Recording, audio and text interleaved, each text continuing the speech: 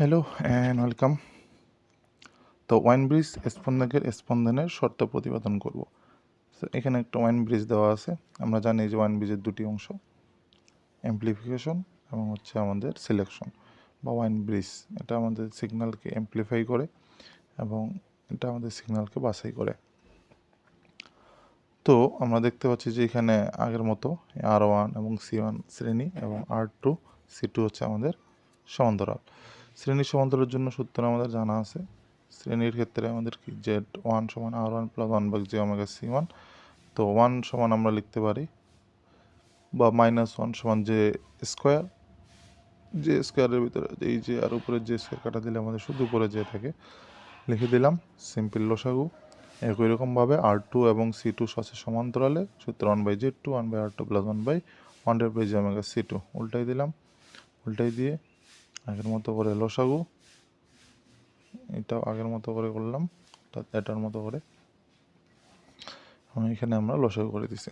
লসাগু করে দিলে আমরা Z2-র মান পেয়ে গেলাম এবং বাহু 3-এ আমাদের Z3 সমান শুধুমাত্র R3 আছে এবং বাহু 4-এ Z4 সমান শুধু R4 আছে। এখন আমরা পাই যে Z1/Z2 = Z4/Z3। আর গুণন করে দিলে Z1 Z3 Z2 Z4 আমরা পাবো। মানগুলো বসাই দিলাম, Z1 এর মান Z2 এর মান বসাই দিয়ে আমরা সিম্পলি আর গুণন করে দিলাম। এই যে এই অংশটুকু এখানে যে গুণ হয়ে গেল, 38 ছিল, এই অংশটুকু এইদিকে যে গুণ হয়ে গেল। গুণ করে দিয়ে আমরা এটাকে গুণ করে দিলাম, এটা দিয়ে এটা, এটা দিয়ে এটা। সো গুণ করলে omega square R1 R2 C1 C2 এবং আমরা পাবো J omega minus J omega R1 C1, এটা minus J omega R2 C2 minus J plus J square, আর নিচে R3 থাকলো, এদিকে যা ছিল তাই। R3টাও গুণ করে দিলাম আমরা সবগুলোর সাথে, সেমভাবে গুণ করে দিলাম। আর এখানে আমাদের J স্কয়ার সমান -1 আর -1 আর R3 গুণ করলে আমরা পাবো -R3, এদিকে মাইনাস এদিকে নিয়ে এসে প্লাস করে দিলাম, ইজ ইকুয়াল টু 0। এখন যেগুলো আমাদের যে আছে সেই রাশিগুলোকে এক জায়গায় করলাম, আর যেগুলোতে যে নাই অর্থাৎ বাস্তব সহগ এবং কাল্পনিক যে রাশিগুলো বা কাল্পনিক সহ রাশিগুলো আমরা এক জায়গায় করলাম। এখন বাস্তব অংশ সমীকৃত করতে পারি। এই যে এতটুকু হচ্ছে আমাদের বাস্তব অংশ। এদিকে বাস্তব অংশের সাথে আমরা বলতে পারি, এইদিকে আমরা বলতে পারো যে 0 × U আছে প্লাস J × 0, এই ধরনের একটা রাশি থাকতে পারে, বলতে পারি। তো এদেরও বাস্তব সহগ 0, এখানেও বাস্তব কাল্পনিক সহগটা 0 হয়ে যাবে।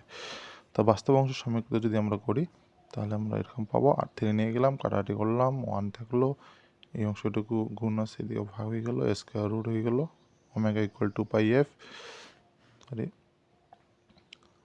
একটু গুণ ছিল, ভাগ হয়ে গেল, স্কোয়ার রুট হয়ে গেল, আর যেহেতু আমরা জানি ওমেগা = 2πf, 2π গুণ ছিল, ওই দিয়ে যে ভাগ হয়ে গেল। তো ইহাই হচ্ছে আমাদের কম্পাঙ্কের রাশিমালা। যদি R1 এবং R2 সমান হয় এবং C1 ও C2 সমান হয় তাহলে আমরা পূর্বের ন্যায় কম্পাঙ্কের রাশি পাবো 1/2π√R² C²।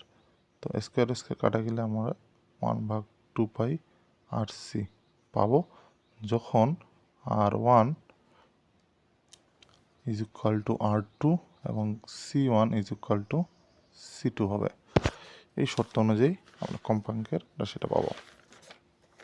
তো এখন কাল্পনিক অংশ যদি আমরা সমীকৃত করি তাহলে আমরা এই রাশিটা পাচ্ছি =0, মাইনাস এদিকে যা প্লাস হয়ে গেল, ওমেগা আমরা এখান থেকে কমন নিয়ে কাটাকাটি করলে আমরা এই রাশি পাইলাম এবং আমরা উভয় পক্ষকে R2 R3 C1 দ্বারা ভাগ করে দিলাম।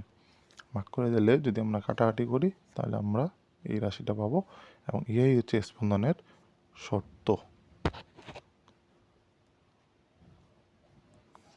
ধন্যবাদ সাথে থাকার জন্য।